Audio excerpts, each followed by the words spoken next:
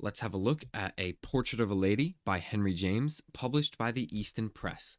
So right off the bat, this is a huge book. Even for an Easton Press book, it's very large, barely fits in the frame. I think we'll just be able to squeeze it in from all angles. Yep, it just barely fits underneath the camera. But first of all, I noticed the color on this book is very nice. It's this sort of magenta, deep pink, purple, maroon. I don't know how to describe it, but it's a very um, deep purple, but close to pink, kind of. Pretty nice looking though, and it has a very nice grain as well. Much nicer than most Easton Press books, I would say, which is kind of odd because it's just a normal book, nothing special about it. But we have a nice, very fine cowhide leather on the covers.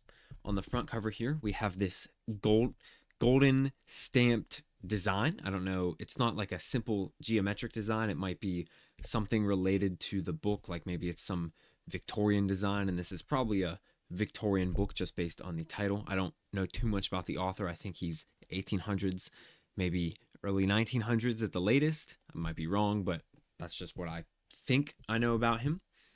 Moving on to the spine, you can see the Portrait of a Lady, Henry James, little Easton, well, I can't even fit it, little Easton Press logo at the bottom there. And then we have these nice little discs of gilt design. Once again, they're just very generic. They're not too specific to the book. You could really slap them on any book and they'd work just fine. And on the back cover, same as the front. Now the page edges are all gilded. Pretty nice, just like any other Easton Press book though, so nothing too special there. On the inside of the book, we have these silk moire end papers. I like this. It's a golden bronze color almost, like a tangerine orange. Maybe not tangerine, like a golden orange color, basically. And this dark spot here is from a label that I've torn out of the book. That's all the glue left over that seeped into the end paper, so that's not usually something you find inside these books. It's supposed to look like this. Now we have a silk ribbon bookmarker right here, which is also pretty nice. Same as any other Easton Press bookmarker though. Now moving into the book, we have the title page with the frontispiece. Like almost every other Easton Press book, frontispiece is a portrait of the author. Illustrations by Colleen Browning. Introduction by R.W. Stallman. Here's the publishing information. This book was published in 1978. And nothing too special about it otherwise. Now it is George Macy Company's. Oh man, George Macy Company. So it's a reprint of the Heritage Press edition, just like most other old Easton Press books from the 70s, 80s, 90s. And then we have a publisher's preface right here. Once again, not written by the Easton Press books, but written by, or the Easton Press, written by the Limited Editions Club instead. Here's the introduction.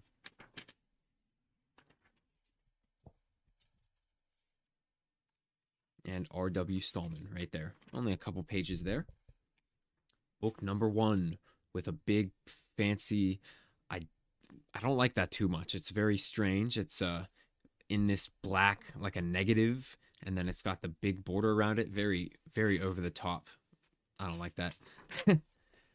Same here, we have chapter 1 in the big fancy block once again. I'm not sure what's going on with this typesetting here. It's like we have this in the middle and then it starts to the right. Ugh, I don't like that. Don't like that at all. But there's the book interior. Pretty readable, pretty big font. This must be a hell of a large novel because it's pretty small and it's many hundreds of pages, so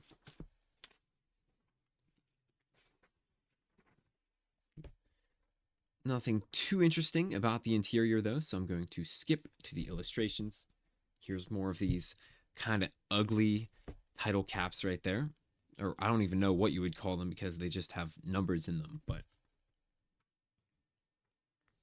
there's the first illustration, and that is pretty nice, I gotta say. It's on just normal paper, so it's not any different than the paper that the text is on, but it's pretty colorful considering. And it does take up the entire page, no margins at all. I do like that. Yeah, quite nice. Let's look at a couple others. I imagine there's not many of those big full page ones in this book. Oh, here's another. Yeah, also quite nice. Nice colors, everything like that. And then they leave the reverse blank.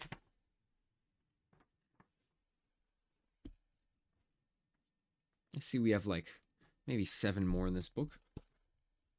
There's another one.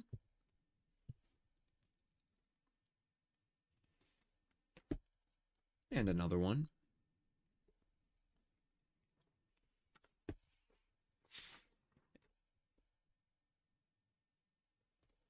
Yeah, you can tell that the color is just a bit washed out on them because they are printed on this normal paper, which is meant for text and not color illustrations. So if they were printed on like photo paper, they would be very, very bright, vibrant, contrasting. But for the paper that they're printed on, quite nice.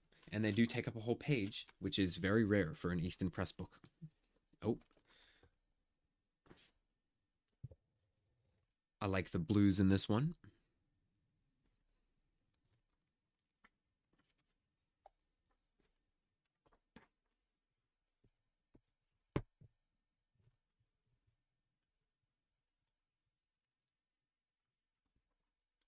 There are quite a lot of them in here.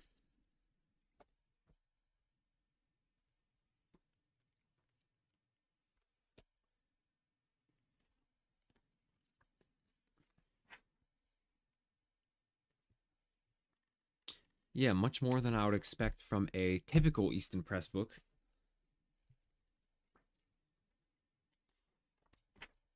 Nope. Someone dies at the end. Don't look at that. Don't spoil it. Everyone's weeping. I do like this one as well. I think these are pretty nice illustrations because I gotta say, some of those Easton Press illustrations are not that great. And then this book ends with the same end papers that it begins with, as you would expect. So that's about all for this book. It's pretty nice, I gotta say. The illustrations are nice. It's bound in this pretty nice leather, even for Easton Press. Pretty nice. And I imagine this book isn't too popular, so if you're looking for a nice edition of A Portrait of a Lady by Henry James, this is probably one of the nicer ones that you'll be able to find. That's about it. Have a good one.